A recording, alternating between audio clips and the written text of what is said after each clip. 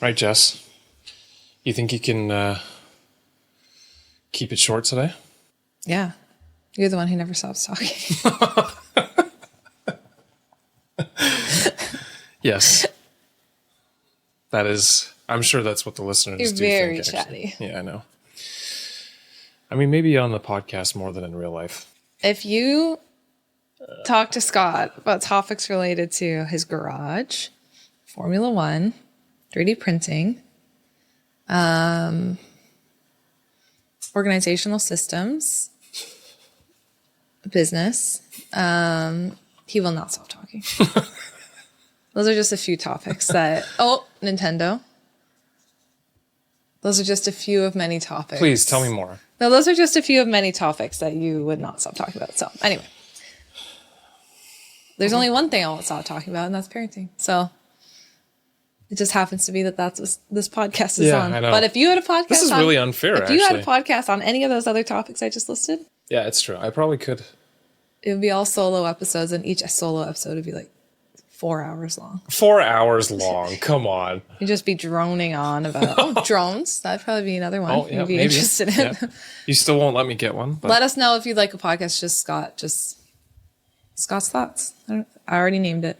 Holy shit. Are you serious? Let us know. That's an amazing name. It would be great for him to have an outlet. Yeah, Me and everyone who sees him on a regular basis would be very grateful. It would have... I would not be on it. No. Or listen to it. Yeah, exactly. I know. That's the only problem is no one would listen to it. Okay. But that's okay. Okay, you're already rambling, Jessica. Is this for real?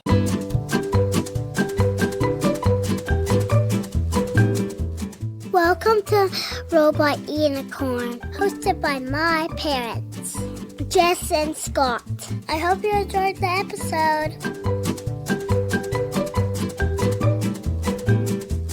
Let's talk about parental preference. Perfect. For whatever reason, I feel like we've done an episode on this, have we? No, not? we haven't. But we have covered it in a lot of episodes. Okay. But we've never had one like just directly on this. But we have talked about it a lot. Well, I think most parents have experienced this. Yes. If not, maybe all. I don't know. But it has to do with,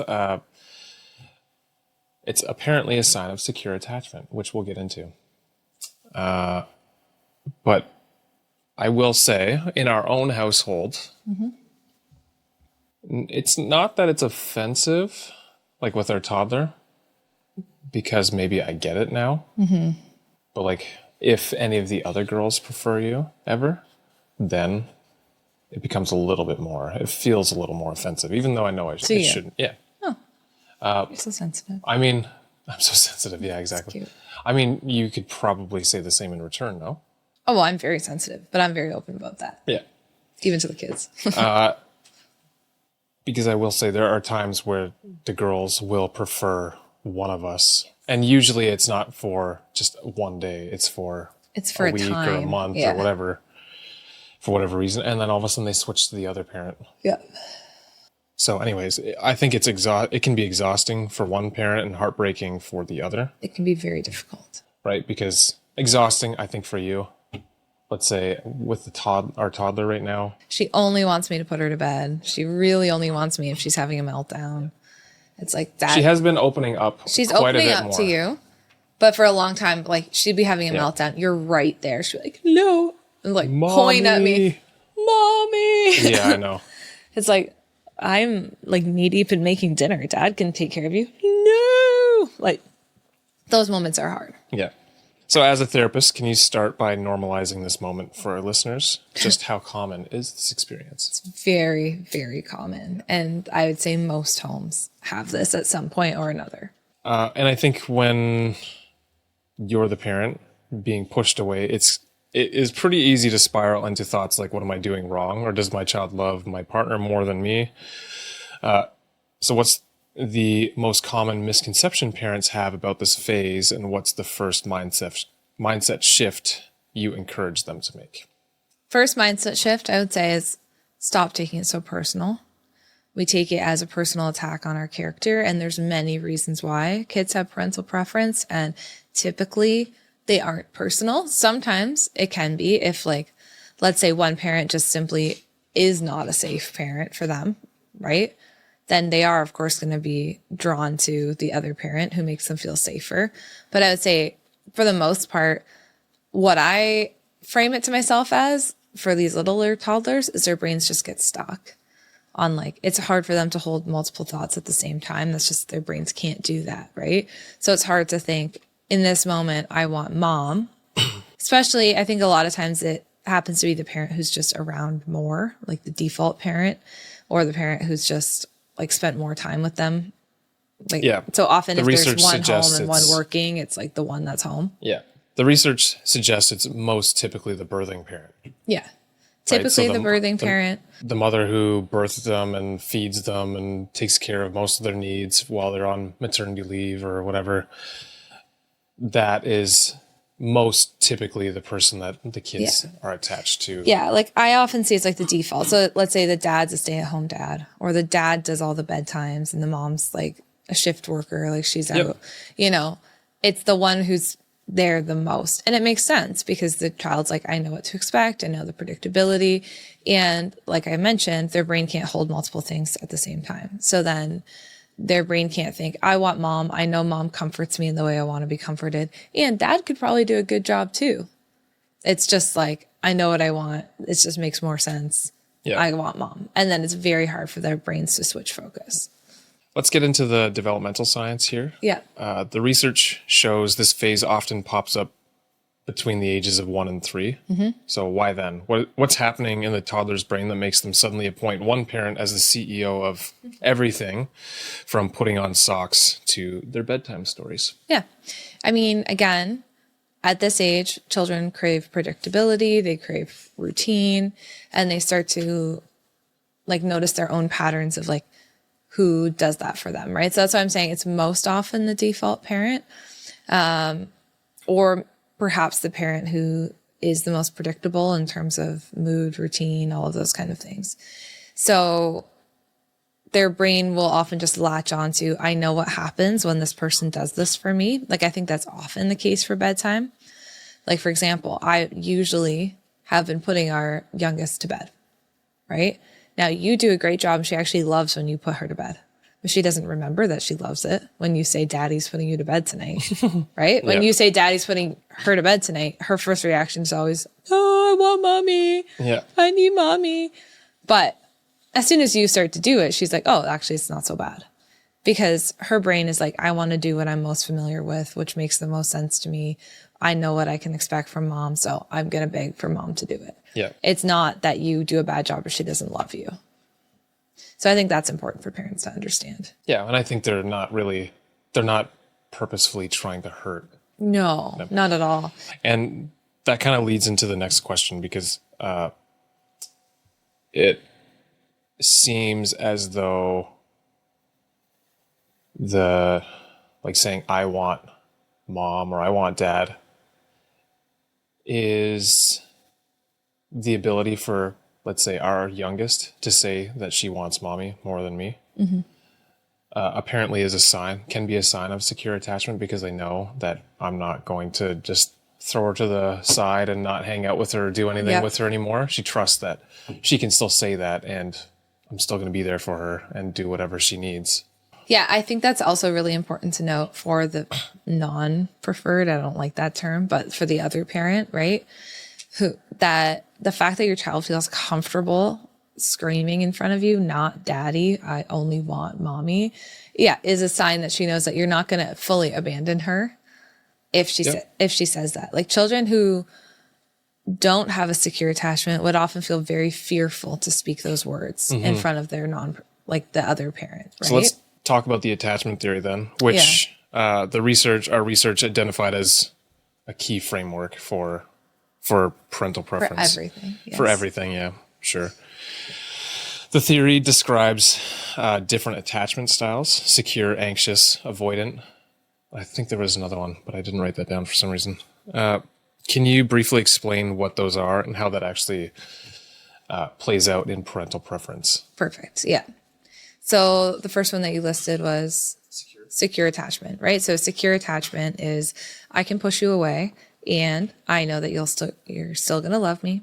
You're You're still going to show up for me. I'm not fearful of losing my relationship with you, right? So a child who is securely attached often can say things like, I hate you, or you're the worst dad, or I only want mom, I don't want you, because they don't have a frantic energy that says, if I say those things, you might not love me, right? Yeah. So actually parents can kind of rest assured that if their children are saying those things to them, it doesn't mean that they actually hate that parent. It means that they feel safe enough to express such a big feeling, right? And you can still set boundaries around the words that they say and help shape those words so that they aren't like so potentially hurtful. But it's just important for the parent to know that. Now, an anxiously attached child, I think that was the next one that you had, is afraid to say those things often. And the reason, or they might say them just to try out the parent and just see what the parent does. Because an anxiously attached child isn't 100% sure that no matter what they say, their parent's still going to show up for them, or that their parent's not going to totally flip their lid and yell at them or get angry at them. So often with anxiously attached children, you either see them walking on eggshells around their parents, like I'm never going to say anything that might potentially upset them, or you see them trying to push their parents away just a little bit to see what might happen. Like, will they actually show up for me? Maybe I'll say this and just see. So they might it might be a little bit of a different nature of the way that they're testing their parents just to see if their parent will keep showing up for them. Mm-hmm. And sorry, what was the third one that you had listed? Avoidant. So the avoidant child is different than the anxious one, where the anxious one's like trying to test the boundaries. The avoidant one is a little more shut down. I'm always a little bit more worried about the avoidant one, where they're already quite fearful of what the parent's response is going to be. They're already quite sure that their parent might not be showing up for them. So they're either going to just really try not to stir the pot around that parent, and they might like let that parent put them to bed. Like they don't want to say anything because they know their parent's going to lose their cool, or they might be so clingy to the other parent, right? And a desperate like attempt to try and avoid relationship or avoid being with the other parent. Yeah. So yeah, it's important to understand the three. I feel like for most of our listeners, like we're working on that secure attachment, right? So I don't want them to overthink every behavior that their child has either, but you might reflect back on your childhood experiences and be like, oh, I was definitely this. Well, there was a fourth one, which was, I don't know why I didn't write it down, but it's like a disorganized, I think it was called disorganized attachment or something like that, where it kind of, the child doesn't know what attachment feels or looks like or whatever. And so the way they act is, it's challenging to pin down. It's very confusing. Yeah. Disorganized attachment's very, like, the child's very confused. The parent is often very confused. The child doesn't know, who do I trust? Who do I turn to? Where can I release my big feelings, right? So sometimes they might try, sometimes they might pull away, sometimes they might walk on eggshells. Yeah. And a lot of people who grew up in childhood trauma can relate to that. And those attachment styles in childhood often, like they stay with us throughout our whole lives. Mm-hmm. Yeah. For the parent who is being rejected, mm-hmm. what are the do's and don'ts in that moment? I mean, the research suggested, and you've also talked about this too, the acknowledge, or this kind of formula of acknowledge and then boundary. Mm-hmm. So can you give us some examples of what that sounds like in real life, maybe for a toddler who refuses to let you help them get dressed? Right. So if it's like, it's only mommy. So I think what often happens is that then we get into the pattern of being like, yeah, okay, fine, mommy can do it, right? Like we don't want to deal with the meltdown. So we just let the preferred parent take on everything, which actually just makes the parental preference like even more solidified in the child's head. Yeah, we just talked about that in one of our more recent episodes mm-hmm. on intermittent reinforcement or variable ratio reinforcement schedule or something like that. It's kind of like the strongest way to solidify a behavior. Right. And I totally get it. Like we've had that so many times where our kids are like, no, I want mommy to put me to bed. I'm like, fine, I'll just do it. You don't want to worry about the meltdown. But what that often happens is like just proves to the kid, oh yeah, so mommy does a better job, right? So the non-preferred parent should not fear the child's meltdown around wanting the other parent. Like the child needs to know that you feel confident in helping them navigate their feelings. Right. So first is validating. I totally get it. Like I would love it if mom put me to bed too. Like she does such a good job. I've seen her put you to bed and I know how much you love it. I get it. It makes sense that you want mom. Like just validate the way that they feel. And it's my turn tonight and I'm really excited to put you to bed. And if that's hard for you, that's okay. I can handle it. Like the child needs to know that you can handle their emotions. You're not afraid of it. You look forward to spending the time with them. And I think what often happens is like people start to kind of just get angry at their kids. Like, I'm doing it. Like, get over it. It's me. But then that can, again, lead them to just prefer the other parent who's not getting angry at them, right? So you have to walk into that showing your child that they can trust your leadership and that you can handle their emotions. You're looking forward to spending time with them and then see what you can do to try and make the best of the time that you have with them. But the first few times that you hold that boundary that like, look, I'm helping you with your clothes, not mom. It's me today. They might just protest the whole time, right? Because their brain is stuck, not because they hate you. Yeah. And it's important for them to see that you can handle that. Yeah. Okay. That makes sense. You've talked about having a pretty structured approach for rebalancing duties, especially for routines like bedtime. And it often involves starting steps like starting small, prepping a toddler for the change, and maybe even using a visual chart. Can you walk us through what this might look like for a family that wants to start having parents alternate a bedtime routine? Yeah, like during the day, I would just talk to your child and say, look, mom's been doing bedtime every night. Like, let's use dad as the example. When we had our third baby, you did the older girl's bedtime every night and they started to prefer you. They wanted you to do it. And then when I got back to being able to do it after being postpartum, they were like, no, we want dad.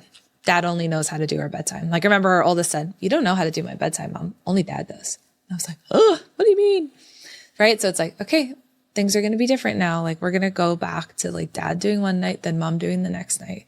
We know that might be hard. Both parents have their own special way of doing bedtime, but that's okay. Like we can handle whatever feelings you have. You have to take the lead sometimes. Like sometimes we wait for kids to take the lead.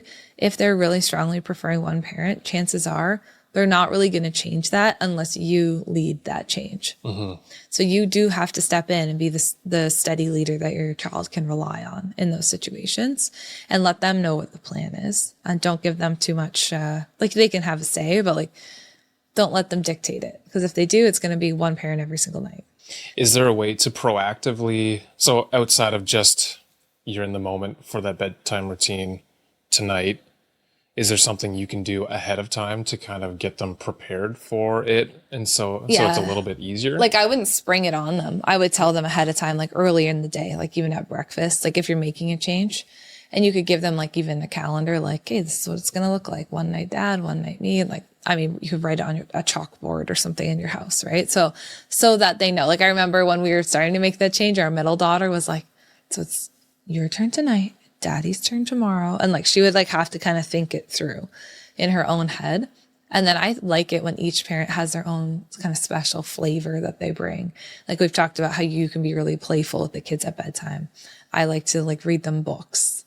Like there's like certain things, certain songs, maybe one parent sings so that the child can look forward to like the special thing that specific parent does at bedtime.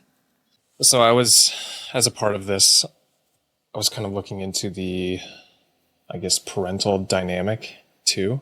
And there's something interesting that I've found. So in couples therapy, I'm sure you know of this. There's a concept called the pursuer-distancer cycle, where one partner's anxiety causes them to chase and the other's anxiety causes them to withdraw. Mm-hmm.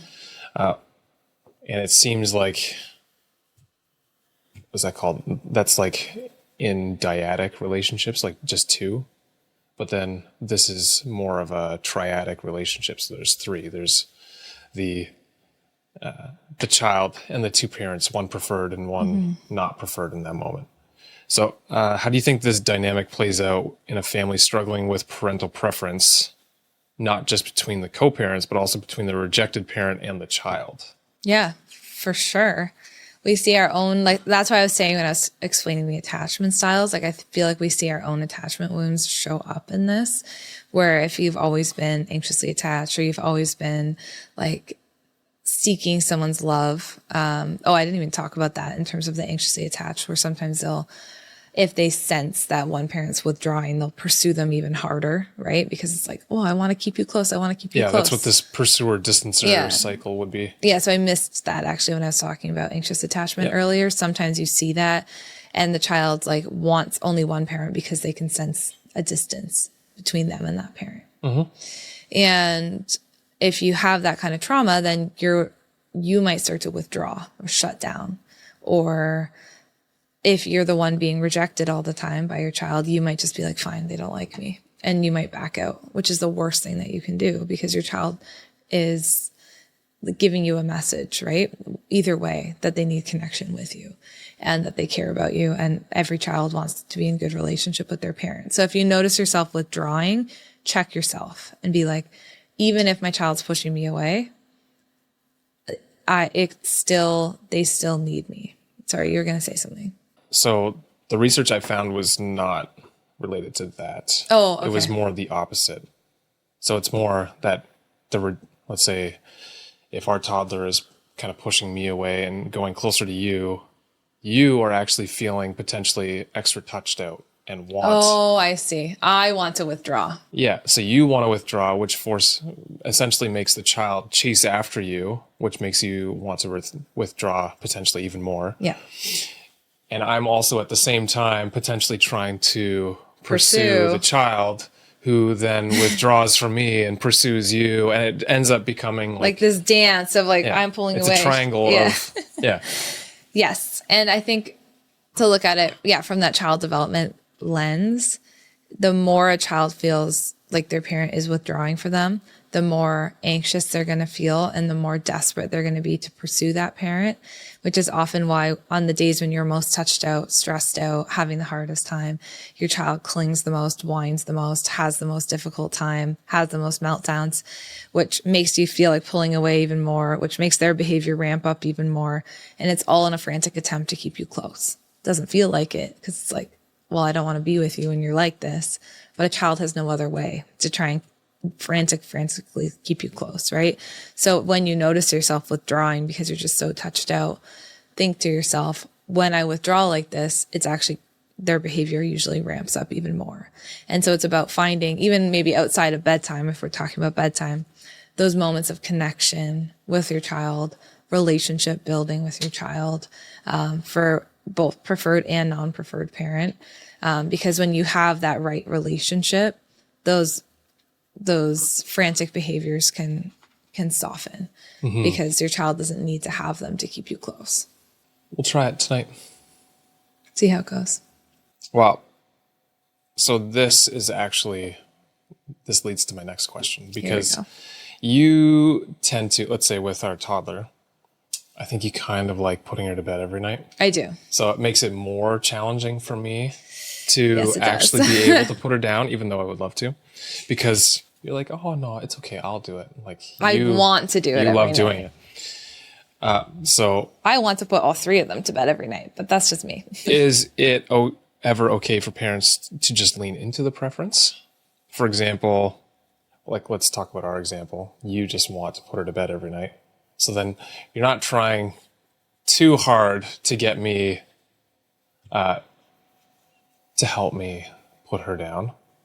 I guess it's like the question would be, is it working for us? Because if you're telling me, Jess, it's not working for me because I want to put our toddler down and you're taking those moments from me, then I could You're saying I have to fight harder to put her down. Well, you also have a role to play in this where you're like, that's fine, you can put her down. Right? Like you're not showing me or telling me that it's a problem for you. But if you start to say, Jess, I feel like you're stealing these moments from me, like I would also like a chance to put our 3-year-old to bed. Can we balance this a little bit more so I get more opportunities to put her to bed? I would be like, no problem. But I'm not hearing that. So then in my head, I'm like, well, if he doesn't care either way, I absolutely love putting her to bed. So I want to keep doing it. Mm-hmm. You know what I mean? So it also does come down to communication between the parents. So this is me telling you that I would like to put her down. No. That's exactly what I thought you would say. Knew it. Okay, but here's another example. If one parent is a natural at like let's say me, at rough and tumble play, and the other is the go-to for quiet story time, you. Is there a point where we should stop fighting the preference and just divide and conquer based on strengths? Where is the line between honoring a natural connection and reinforcing an unhealthy balance? Yeah, I think, where is the balance? That's the question, right? Because I think it could be easy to say, and I have seen this before, well, you're just better. You're just better at putting them to bed, so you can do it every night. And then the other partner just sits and plays video games while the wife puts all their kids to bed every night. I would love to do that. You know what I mean? So like, I feel like that could be weaponized really easily to say, well, you're just better at it. Right. Like, whereas a lot of things are a skill that you need to learn over time. Now, where I would see this working is like when you put the kids to bed, you are more rough and tumble. They are chaotic when you put them to bed. It is loud. Much to Jess's. And so when Scott does bedtime, chagrin. there's a lot of screaming and shrieking and racing down the halls and monsters everywhere. Whereas when I do bedtime, it's like, okay, girls, let's go to bed. And like, great, lean into that when it's your turn, but you still get to do bedtime. You know what I mean? Like I think I would hate for someone to be like, oh, okay, so that's great. Yeah, my wife is really good at doing bedtime, so she should just do it every night then because she's a natural at that. Whereas like I'll just rough and tumble them up straight before bedtime for her because that's what I'm good at. Like, Yeah. You know what I mean? So Unless it's a preference. Unless everyone's okay with it. And like I'm cleaning up the dinner table and the dishes and all that or something. I don't know. You have, like, everyone has to feel good about the plan. Yeah. And like, that's the thing about me putting our 3-year-old to bed every night. I feel great about that plan. There's no piece of me that's like, oh, Scott's making me do this. If there was, I would tell you. But I genuinely love putting her to bed. Oh, I know. It's so cute. She only falls asleep if I'm looking at her. So she'll always hold my face and say, Mommy, look at me. And I have to look at her until she falls asleep. All I will say, last night was the second day of school, so she had the most epic meltdown. Yeah. Then I was like, Scott could have... Scott can take this one. Yeah, I could have taken that one. No, you have to take the good and the bad, I know. Jessica. She's usually... And that's the other thing, too. If kids are harder to put to bed, usually, then there's more of a fight. You're fighting for the opposite. Yeah. But our kids at this point, they have not always been easy to put down by any means. Have they not? Well, I guess as babies, no, but maybe... Like little toddlers. I feel like once they got past about 2 years old, they all became pretty easy to pre 2 years old. Yeah, we have struggled with the like little toddler and baby age, but once they hit 2, which is like the age of... That's kind of what we're talking about here, right? Yeah. It's the 1 to 3 year old range. Yeah. And I think like for us, by around 2, they all kind of allowed both of us. Although our youngest, I think, because you... And our middle preferred me for a long time, too. Yeah, true. But again, I think those were... I don't know, it makes sense because when we had, let's say, our oldest, we kind of could both do it. I feel like she was fine with either one. When we had our second, then you were more doing her bedtime-related stuff. I was typically doing the oldest. Yeah. And then when we had our third, I was doing the older 2, and you were doing the youngest. The youngest. Yeah, exactly. So then it kind of makes sense that... Yeah. But because we haven't had another child, then we've kind of continued with that a little bit more. I've just continued doing the youngest, even though she's not a baby anymore. I think this phase can be emotionally taxing. I mean, especially if you have had a new sibling in the family. So hard. That. I don't know. Or whatever situation. That's a good example for the pursuit. Like you'll probably get more of a pursuit for the one parent if they have a new baby, right? And now mommy has a baby and mommy can't put me to bed anymore. Well, I'm going to desperately want her then, right? That makes sense. So for the parent listening right now who potentially feels hurt, lonely, or rejected by their own child, what do you want them to hold on to? It's what I said at the beginning. It's not personal. Yeah. Don't let your child push you away. Yeah, it's also developmentally appropriate, right? It's developmentally appropriate. But that's all of parenting. Like, kids always will try and push you away in an attempt to see, will you stay? And I think parents need to remember that this is not their parent pushing them away. This is not someone else who's hurt them pushing them away. This is their child who desperately wants to know that they are loved and cared for. And they'll sometimes say hurtful things or push your buttons or make you feel offended, but that does not mean that you should withdraw. Like, keep loving them, and eventually they will rest in your love, and you will stop seeing so much franticness in their behaviors once they know that you're good. Yeah. Right. So I think that's the core of it all. And then finally, if we look at the bigger picture, what would you say the long-term benefits are of navigating this phase, let's say for us as a calm, unified team? Is there anything our child is learning when they see both of their parents handle their big feelings and preferences with confidence and love? Yes. Because if one parent all of a sudden starts pulling away or yelling at them, they're going to learn which parent they can go to, right? And oftentimes this is when kids learn, oh, I can only go to dad, or I can only go to mom, right? And so it goes back to what I just said, like, don't let them push you away. And you'll see that they can continue to go to both parents. Maybe it's for different things, but we want our kids to trust both of us as the strong and reliable leaders that we are for our homes. So I think that's the real huge thing that you're teaching even in these early years. Well, great. Beautiful. You actually were able to make your explanation succinct. I love it. Well, there's a first time for everything. All right. No, that was good. I feel like, so there's a few episodes we're recording today, and this was one of them that I felt kind of called out in. And it was also my attempt to call you out on letting me put our youngest to bed sometimes. But yeah, I found it quite interesting. I think it's the idea or remembering that they're not trying to hurt you when they prefer one or the other, and that it's actually it makes sense for them just based on their brain development. Yeah. I think will make it easier for a lot of people. I think so too. Whenever I've taught that, it's been like a breath of fresh air for parents. I think it's really important to know. So I'm glad we had this conversation. Yeah. And thank you for listening. Hopefully you enjoyed it. If you have any comments or questions, let us know. Perfect. But yeah, we'll see you next week. Hey, thank you so much for being here and listening to this episode today. It means the world to us to have you here. If this conversation was helpful for you, it would mean a lot if you could like and subscribe. That just shows us if the conversation is meaningful and helpful and helps it get out to more people. Also, I just wanted to let you know that every week we have a new episode drop. And if you want to be notified when that happens, just hit the little bell icon. Again, thank you so much for being here, and we'll talk to you again next week.